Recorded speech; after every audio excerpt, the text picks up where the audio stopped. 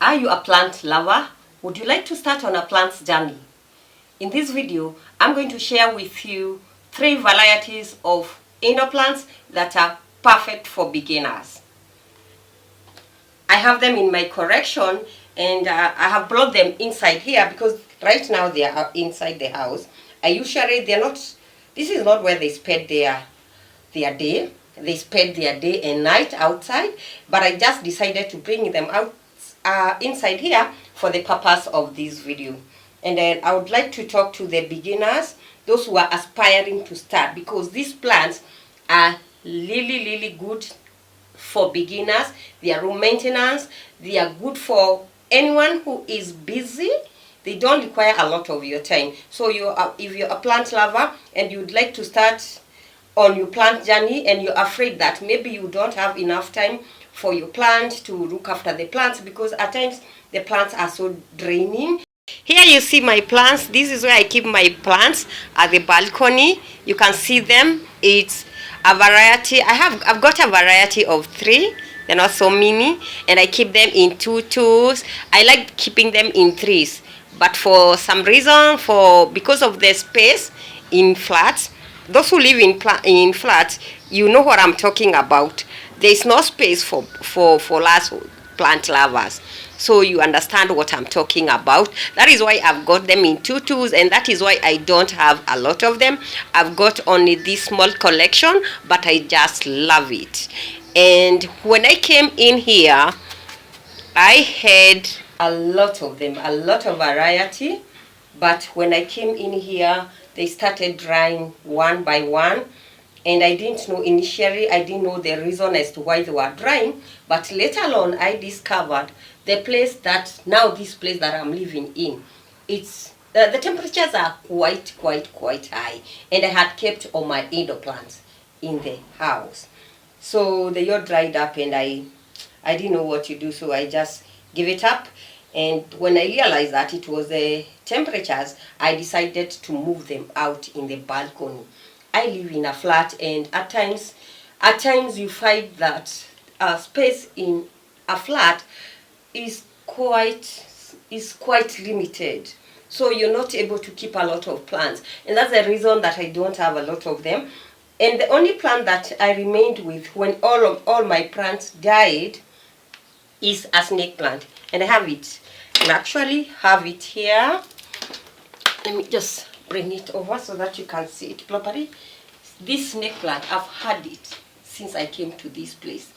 I moved in here about 2 years ago, and I've had this plant for that long. It did not actually die. I remember there is even a time that I traveled and I was out of my home for like about 3 months, and I was so much worried because when I was out there, I was just thinking about my snake plant. Maybe I'll find it has died or something.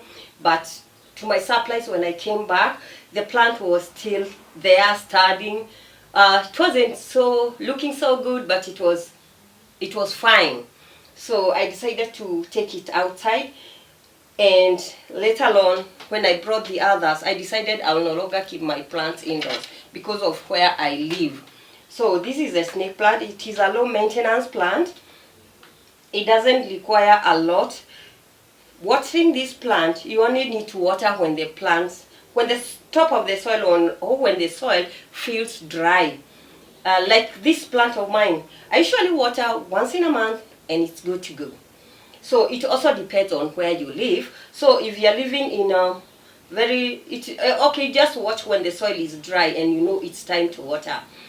And about the light, this one can survive on low light, but it thrives on bright light. So it loves bright light, but it can do well anywhere. It tolerates low light. With bright light, it thrives. So that is all about the snake plant.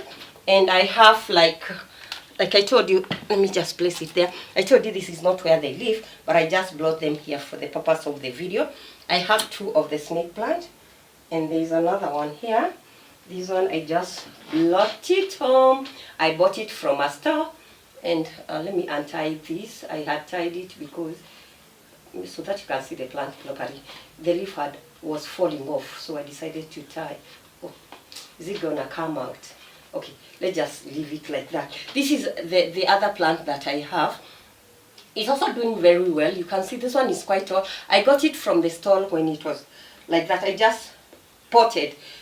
When I came from the store, I repotted the plant. So here it is. It's thriving, doing well, and I'm so happy for them. So I've got like 2 plants, and I got all my plants in plastic containers. All of them. Actually, there are 6 because I got 3 varieties. I've got that snake plant, and let's now move to the other one. We are going to talk about a jade plant. This jade plant, I got it from a store too. When I brought it home, it was thriving. It was looking beautiful with the dark green coin-shaped leaves, which make the plant look really cute. This is one of my favorite plants. I love it. I really love jade. So when I brought this jade, I actually put it inside the house. What's wrong with this one? I brought it inside the house, and with time I realized it was starting to, the leaves started drooping, yellowing, and eventually falling off. I actually did not know what was going on because I had kept it in the windowsill. So it was getting enough light. I was watering the plant. I was not sure what was wrong, but again I remembered the temperatures in my house. So it wasn't looking like this when I took it outside. I decided to take it outside at the balcony, and it has changed a lot. It has actually changed a lot. I have 2 of them. I've got another one here. I'm going to show you. If you can look at this one, if you look at the bottom leaf, this one, this leaf, you can see this one, over here. They're like kind of drooping. They're facing downwards instead of growing upwards. That was the effect of the plant being inside the house and the temperatures, as to my observation. And when I brought it, I took it outside, I saw a lot of difference. There was this other one I have, because this other one, you can see this one. You look at it, it's really beautiful. And you actually compare the leaves, you can see these leaves. You will see none of the leaves which is drooping or like growing downwards. They are all upwards. This one is really beautiful. I love it. I love jade. Jade is one of my favorite. And jade plant requires a lot of bright light. It loves bright in dialect, right? So you've got to keep it somewhere in a place where there's a lot of light. And about watering, you water when the soil is dry. There's another way you can check whether your jade is doing well. You can look at, you see these leaves. If you place the leaves like that, and if you place the leaf and it bends or fold, you know it's time to water. So that is one way of checking whether the jade plant needs water. It is not so difficult. And then we go to the next one. A beautiful plant. Wow, look at that. This is called a spider plant. Spider plants, I really love them. You can hang them in the bathroom, because they can also grow as a vine. And this one, you see the way it's beautiful. I got it from a store, and I did not actually get the way it is. I was gifted a baby spider, a very tiny one. It wasn't actually looking so healthy. So when I brought it home, it just was like 50-50, but I decided, I'm going to plant it because I love plants. So I just decided to plant it. I wasn't sure whether it's going to grow or it's going to die. So I just planted and forgot about it. But after some 2 weeks, I saw it had started to grow. So I knew the plant would grow. And then after sometimes it just looked, and this is about now. It has been like 3 months or 2. Yeah, about there. And you can see how the plant is doing. From that tiny baby plant, it's doing so well. One problem with the spider plant is browning of the tips. There are times you can get the tips are starting to get brown tips. The leaves are getting brown tips. It's very tricky, and it could be watering. Spider plants spider plants are very sensitive to tap water because of the fluoride. So you're gonna water your spider plant with rainwater. I should water with rainwater.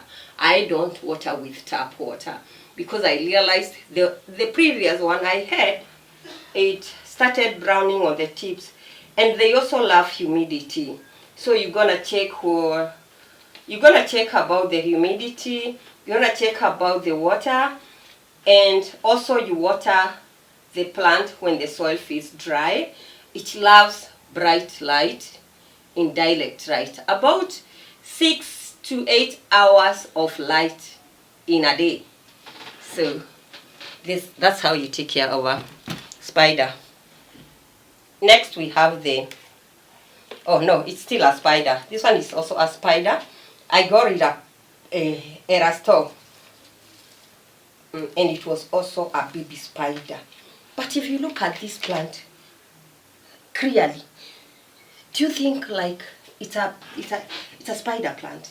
Because I was like, when I brought it home, I thought it was not a spider plant. To me, it didn't look like a spider, but I just decided to plant. Even up today, it doesn't look like a spider. So if you're there and you're watching me, make a comment in the comment section below, and let me know what you think of this one. Do you think it's a spider? To me, it doesn't look like one. Okay, I thought it was a spider. It was given as a spider, but when I look at it closely, I'm not sure, but it's turning out like it's a spider. I'm not very sure. Just let me know in the comment section below. If you know, if you can tell if it's a spider, it's not a spider, you can see it properly.